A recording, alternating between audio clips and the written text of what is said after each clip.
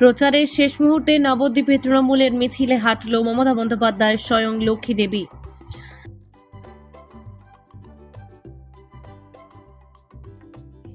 লোকসভা নির্বাচনের প্রচারের আজ শেষ দিন, আর এই শেষ লগ্নে অভিনবভাবে প্রচারে ঝড় তুলতে দেখা গেল তৃণমূল কংগ্রেসকে।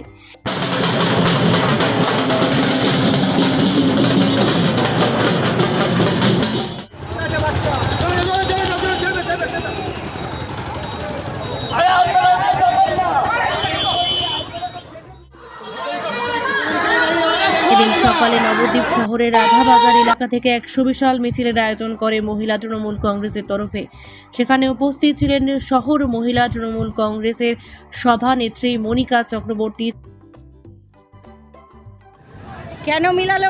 প্রথম কথা মমতা ব্যানার্জিকে ভালোবেসে, দ্বিতীয় কথা আমাদের নবদ্বীপের উন্নয়ন বিমানকৃষ্ণ সাহাকে সামনে রেখে যে 24 হয়েছে তার একটা আনন্দ, তারপরে হচ্ছে লক্ষ্মীর ভাণ্ডার একটা বড় আমাদের আজকে মহিলাদের কাছে পাওনা, তার জন্য মহিলাদের ডাকতেও হয়নি, তারা নিজের থেকেই বেরিয়ে এসছে।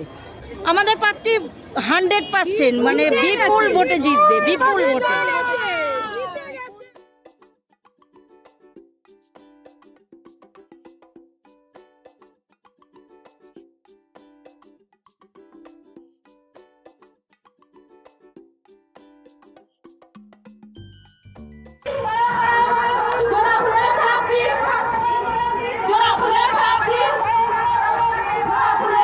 ছিলেন বিধায়ক পৌরপতি বিমান কৃষ্ণ সাহা সহ বিভিন্ন নেতৃত্ব ও কয়েক হাজার মহিলা কর্মী সমর্থক।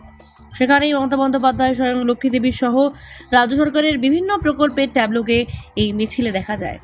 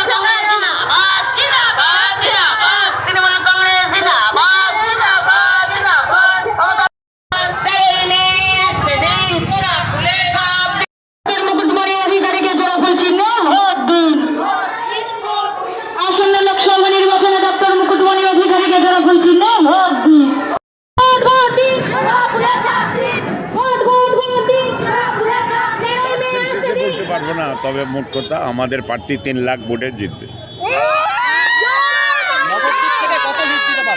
নবদ্বীপ থেকে প্রায় 70,000 মানুষ তো একটা দলকে দেখছে, একটা নেত্রীকে দেখছে, যার নাম মমতা বন্দ্যোপাধ্যায়।